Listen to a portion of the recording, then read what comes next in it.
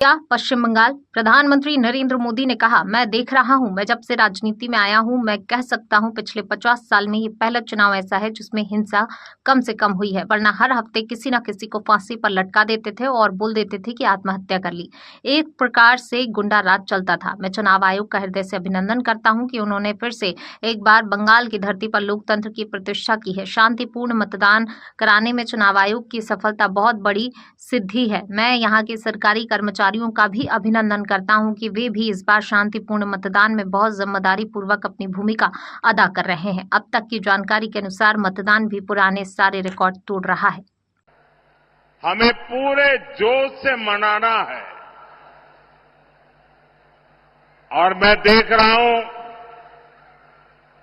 मैं जब से राजनीति में आया हूं, मैं शायद कह सकता हूं ये पहला ऐसा चुनाव है पिछले 50 साल में, पिछले 50 साल में ये पहला चुनाव ऐसा है जिसमें हिंसा कम से कम हुई है।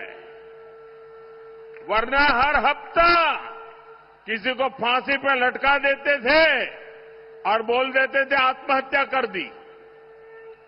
यानी एक प्रकार से गुंडा राज चलता था। मैं इलेक्शन कमीशन का हृदय से अभिनंदन करता हूं कि उन्होंने लोकतंत्र की फिर से एक बार बंगाल की धरती पर प्रतिष्ठा की है। शांतिपूर्ण मतदान करवाने में इलेक्शन कमीशन की ये सफलता,